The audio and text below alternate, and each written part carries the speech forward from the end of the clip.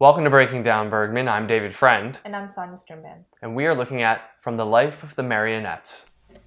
Es haben wohl alle Menschen etwas, was sie beunruhigt. Meinst du nicht? Meine Unruhe ist, glaube ich, ziemlich speziell. Daher komme ich zu dir. Du findest, ich rede lange und viel. Das stimmt. Ich zögere vielleicht, dir zu erzählen, was mich beunruhigt. Solange ich die Wörter nicht sage, ist meine Unruhe wie ein Traum, unwirklich. Wenn ich die Wörter gesagt habe, habe ich meine Unruhe manifestiert.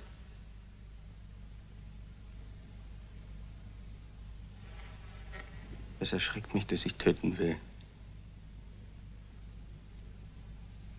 Es erschreckt mich, dass ich einen Menschen töten will.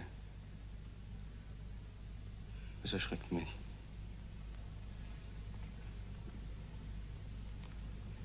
Ich will meine Frau töten. Ich will sie töten. Seit 2 Jahren lebe ich mit dem Gedanken, dass ich Katharina töten werde. This is another one of the productions that Bergman made while being exiled from Sweden, filming in Germany. It's a German language production, and apparently by this point Bergman was very comfortable working with the language, and I think you can see that, at least when you compare it to The Serpent's Egg. But despite Bergman shooting not in his native language, there are a lot of similarities with this film and some of his previous works. Well, for one, it's on trend with this whole series of psychological dramas that we've been getting lately.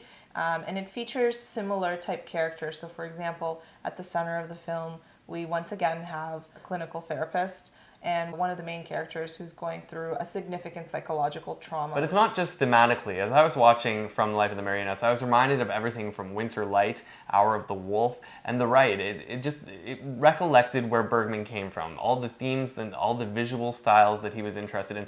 But, you know, I was surprised how off the mark From the Life of the Marionettes was. A complex film, yet very flawed. But it's curious because Bergman actually said that it was one of his better films and seemed quite fond of it. The film has sort of suffered over time. It's become known as the sequel, the so-called sequel to Scenes from a Marriage, because the husband and wife character, Peter and Katrina Egerman, are from Scenes from a Marriage, albeit very briefly. You see them in the first episode during a dinner party where they're arguing, and we don't really know much of their history.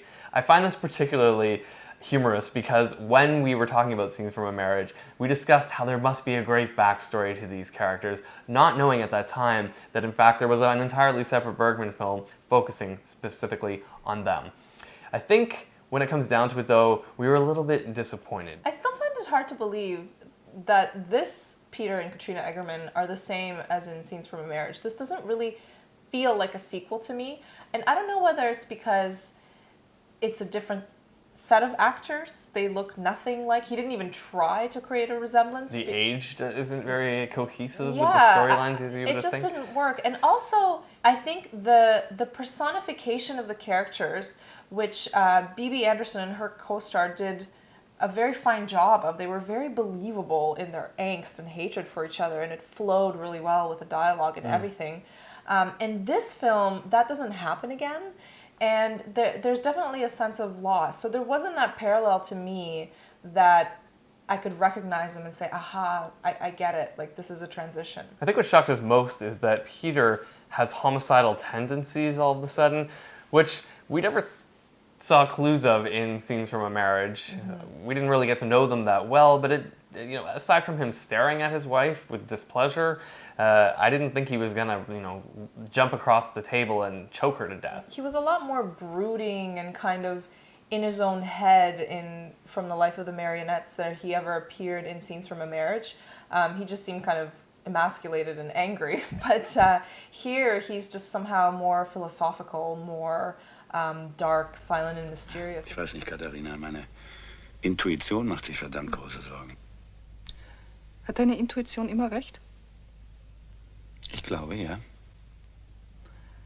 Ich habe auch eine Intuition. Und, was sagt die? Meine Intuition sagt mir, dass du bewusst oder unbewusst versuchst, dem Verhältnis zwischen Peter und mir auf die Spur zu kommen. Irgendein Grund? Ich weiß nicht. One of the challenges that I had with the film, but it was also one of the things that made me kind of think the deepest about it was trying to identify a sense of origin for where things, like where the trouble really began. So for example, the film is framed in a way by Peter's madness, and it was further emphasized by Bergman's use of color, because the main feature is in black and white, and it's really only the beginning and the end where we see him at his craziest points, i.e. when he commits the murder and when he's hospitalized. Those are the only scenes that are in color. But that's not really the beginning of the story, because you have to find out what was his motivation or what was the trigger for the act that he committed. And so then you start to think about it and go to the first time that we hear him speak of his insane desire to kill his wife, which is in the therapist's office. So I was thinking, is that the origin of the film? Like, is this where the beginning of the story is? And then we find out that that's not necessarily true either, because then we hear the wife's side of the story when she comes to visit the therapist. So really, where is the truth? As an audience member, you're pursuing this truth, and it's clouded by things like dreams, by flashbacks, by perspective, by hearsay. All of these things sort of collaborate together to give you the storyline as you perceive it. Ultimately, this is a mystery in many ways. And when I talk about truths being clouded, one of the most early incidents is during the murder, when most of it happens off the screen. You know it's happening, but Bergman shies away from the graphic truth of the death itself. There's hardly any blood, we see some struggling, and then it's over. There's also a mystery around who the prostitute is, how he came to meet her, and that further is clouded by the perspectives that the rest of the story is told, the flashbacks that are given during testimony to police officers. Clearly one-sided stories, and even admittedly, in the case of one character, half-truths. All of this superfluous information continues to confuse us throughout the film, and even by the end, we are still asking the question, why? Why did he kill this woman? What was the real reason? Where did his rage come from? For me, I thought that she was kind of a substitute for his wife. He needed an alternative victim, if you will. And the reason for that, I think, was revealed in kind of this shadowy experience that he had with the therapist, and also eavesdropping in the therapist's office when his wife came to visit. The realization that somehow they are inextricably tied to one another.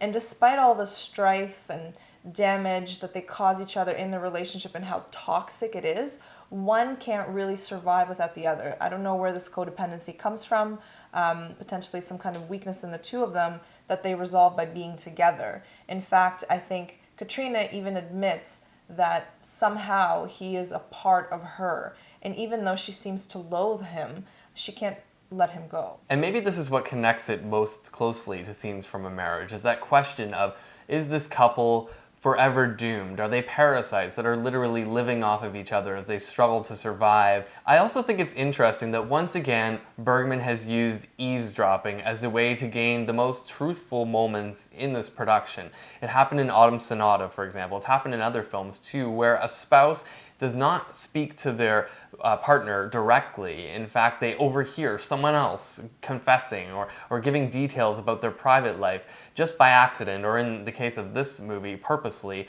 staying in the room with the therapist to hear what his wife really thinks, what she's really up to. What this really leads me to question is, what is Bergman's overall commentary on marriage and communication between couples, spouses in particular?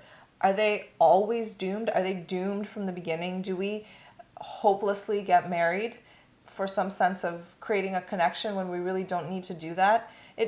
You're right, it also harkens back to Scenes from a Marriage. The concept of emotional literacy, or I guess illiteracy, as Johan realizes in Scenes from a Marriage. In this film, it's more like they're emotional infants. The childlike way in which they nurture their conflicts, how bratty they are, it's totally out of line, and yet there's this desperate need to preserve that kind of conflict, that kind of tension. Bergman emphasizes it throughout the film, especially in Tim, though, who has his own monologue centered around youth and the obsession with youth. He talks about how he's aging, and this inevitable aging that he sees in the mirror, that he can't turn around. Mm-hmm. He watches as his lover leaves him for a younger man, a student, and it's something that Tim can't prevent. There's no time machine that can get him back to this youthful luster. And I think that's exactly the point of Peter and Katrina's problem. Maybe the origin of it is the fact that they're mistakenly through their conflict trying to reignite some kind of sense of passion,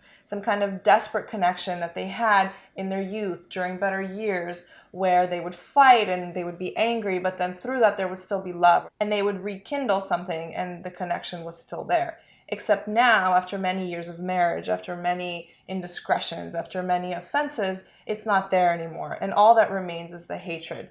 But neither of them can accept that or admit it, and that's why Peter has to externalize this conflict from their relationship that he can't escape, and the homicide happens. So we can draw a link between the deterioration of their relationship and his decision to murder the prostitute as this move of power. But how does that relate to the title of the film, From the Life of the Marionettes? I think it has to do with control or lack of control. For me, the title implies some kind of predeterminism. If you're a marionette, you're essentially a puppet, and there's not much you can do to escape that fact. And so, back to your point and, the loss of your youth and this inability to bring it back or rekindle it through relationships with ever younger people, you're just not the same, or your inability to prevent the deterioration of your marriage and the loss of the passion between you and your spouse, those things are out of your control. And so in Peter's example, he tries to literally wrestle it back, to throttle it into existence. And when he can't, he gets more and more frustrated. We constantly see him try and cut the strings and regain control of his life. When he murders the prostitute, for example, he goes that extra step further and rapes her corpse. And when that fails to help him regain control, he literally loses his mind. And within moments, we see him inside an insane asylum, clutching a teddy bear, another sign of infantilism and perhaps its most literal symbolism in the film. We've gone through a lot of the complexity of the film here, and I think those are all of its strong points. There's a lot of good stuff within From the Life of the Marionettes. I think that it really gets bogged down in its wordiness. And when we talk about the criticism of the film, I think it's hard to ignore just how overwhelming some of these monologues are, particularly Tim's, because that is one of the most important scenes in this movie. Yet Tim begins strong, he discusses some really profound points and has some really poignant lines, which then scatter off into other ramblings. At least that's how I saw it, and I think that you mentioned that you were sort of zoning out during certain points of the performance. There were other unusual decisions that Bergman made in the production of this movie, in particular the decision to use disco music from the 1970s. This is a director who spent most of his career focused on classical music and opera, and then all of a sudden, disco. Another decision that really didn't jive with me was the unnecessary stripping scenes or whatever, exotic dancing. It really added nothing to the film except for maybe set the scene, but it was totally superfluous. Stylistically, I think this film is a bit of a dud, but there's enough interesting contemporary elements to make this a candidate for a good remake. I think the psychological drama in it is quite strong, and if reinterpreted and positioned maybe more lyrically in some way, it could be a very interesting modern film. But do you think that From the Life of the Marionettes is an essential Bergman film? No, I don't think so. Even though it's kind of tagged as a sequel to Scenes from a Marriage, I don't really think it adds significant value. I'm gonna have to agree with you. All of those elements really want me to find someone that will remake this movie. It could be a great film. It just isn't. I don't think Bergman is the right director for it. He would be perfect to write the screenplay, and he has here, but get someone else behind the camera. From the Life of the Marionettes could be a must-see film, I think. That brings us to the end of this episode of Breaking Down Bergman. Join us next time when we will be looking at Fanny and Alexander in a multi-part episode. And in the meantime, be sure to check us out on Facebook, Or subscribe to our channel. and we will see you next time on Breaking Down Bergman.